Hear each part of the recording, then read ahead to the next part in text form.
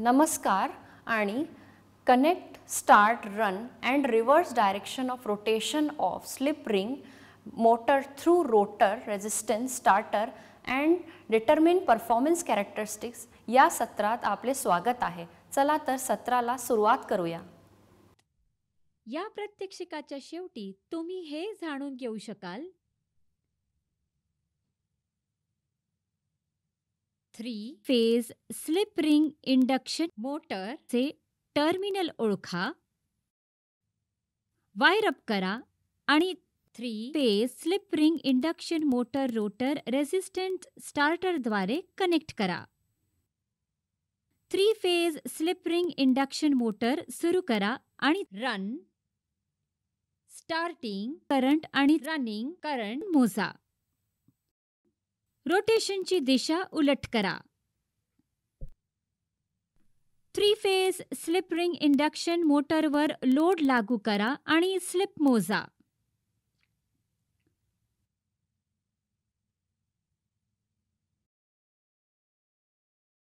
Taste घेण्यासाठी मांडणीसह आवश्यक उपकरणे आणि साधने आहेत. Three phase 3 HP 415 volt 50 hertz slip ring induction motor, rotor resistance starter आणि ब्रेक लोडिंग व्यवस्थेसह MI voltmeter 0 to 600 volt, MI ammeter 0 to 10 amp, wattmeter UPF 600 volt 5 amp, triple pole single throw TPST switch, tachometer, connecting wires. चाचणी घेण्यापूर्वीची पहिली पायरी म्हणजे slip ring induction मोटरच्या name प्लेटचे तपशील नोंदवणे. स्लिप रिंग इंडक्शन मोटरचे टर्मिनल रोटर टर्मिनल्स आणि स्टेटर टर्मिनल्स म्हणून ओळखले जाऊ शकतात. मीटर निवडल्यानंतर सर्किट डायग्रामनुसार सर्किटमध्ये रिक्ट करणे आवश्यक आहे. 3-फेज AC सप्लायमधून प्रत्येक फेजपासून TPST स्विचच्या इनपुट बाजूला वायर जोडल्या जातात. व्होल्टमीटर A आणि B फेजमधील लाईन व्होल्टेज मोजण्यासाठी जोडलेले आहे. B फेज करंट मोजण्यासाठी ॲमीटर मालिकेत जोडलेले आहे.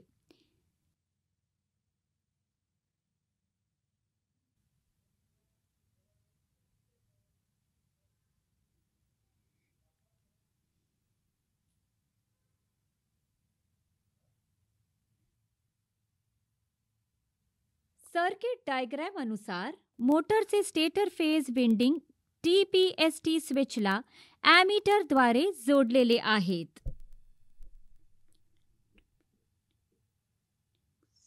Rotor phase winding external resistance जोडलेले आहेत.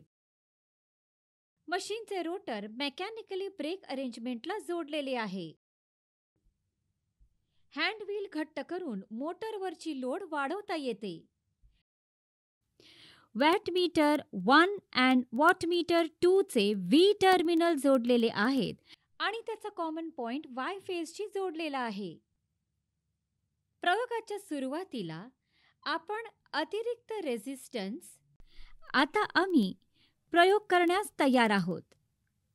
रोटर सर्किटमध्ये अतिरिक्त प्रतिकार न करता 3-फेज पॉवर सप्लाय चालू करा आणि TPST स्विच बंद करा. रोटर रेझिस्टन्स व्होल्टमीटरचे निरीक्षण करा. व्होल्टमीटर रीडिंग आणि ॲमीटर रीडिंगचे निरीक्षण करा, जे रेट करंटच्या वरचे मूल्य असलेले प्रारंभिक प्रवाह दर्शविते. स्टार्टिंग करंट लक्षात ठेवा. मोटर हळूहळू वेग पकडू लागते आणि रेट केलेल्या वेगापर्यंत पोहोचते. आता व्होल्टमीटर टॅकोमीटर रीडिंग्सची नोंद घेऊ. ॲमीटरमधील स्टार्टिंग करंट रनिंग करंटची नोंद घ्या. सुरू करा, चालू करा आणि पूर्ण लोड करा. मोटरच्या फिरण्याच्या दिशेचे निरीक्षण करा आणि मोटरच्या फिरण्याच्या दिशेची नोंद घ्या. रोटरचा प्रतिकार 0 होईपर्यंत कमी करून लागू व्होल्टेज कमी करा. 3 फेज पुरवठा बंद करा. मोटरच्या रोटेशनची दिशा बदलण्यासाठी ट्रान्सफॉर्मरच्या कोणत्याही 2 टप्प्यांच्या तारा बदला, म्हणजे RY किंवा YB. 3 फेज पॉवर सप्लाय चालू करा आणि TPST स्विच बंद करा. रोटर रेझिस्टन्स त्याच्या कमाल स्थितीत ठेवा. मोटर हळूहळू वेग पकडू लागते आणि रेट केलेल्या वेगापर्यंत पोहोचते. मोटरच्या फिरण्याच्या दिशेचे निरीक्षण करा आणि फिरण्याची दिशा उलटी दिशा म्हणून नोंदवा. मोटरच्या वाढलेल्या गतीचे निरीक्षण करून हळूहळू रोटरचा रॉकेट रेझिस्टन्स 0 वर कमी करा. रोटर सर्किटमध्ये ॲमीटर पॉइंटरचे डिफ्लेक्शन पहा आणि लक्षात घ्या की ते दोन्ही बाजूंनी ऑसिलेट होते.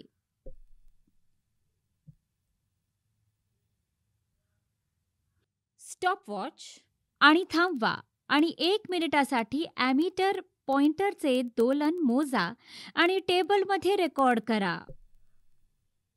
ब्रेक लोडिंग हँडव्हील घट्ट करून लोड वाढवा आणि पायऱ्यांमध्ये मीटर रीडिंग स्टेप. प्रत्येक केसमध्ये प्रति मिनिट ॲमीटरच्या दोलनांची संख्या रेकॉर्ड करा.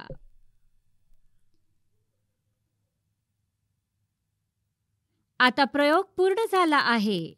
लोडिंग नो लोड कंडिशनवर कमी करूया. 3 फेज सप्लाय बंद करा. स्लिप निश्चित करण्यासाठी आता विविध कार्यप्रदर्शन मापदंडाची गणना केली. निरीक्षणाची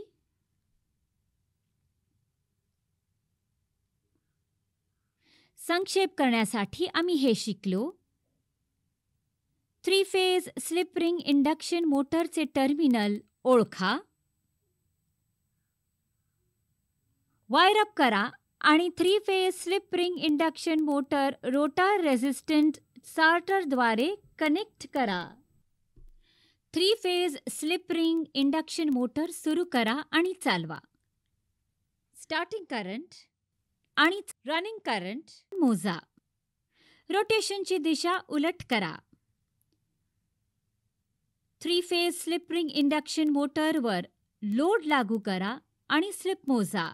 तर हे सर्व connect, start, run and reverse direction at rotation of slip ring motor through rotor resistance starter and determine performance characteristic याबद्दल आहे. तर चला आपण पुढील सत्रात भेटूया.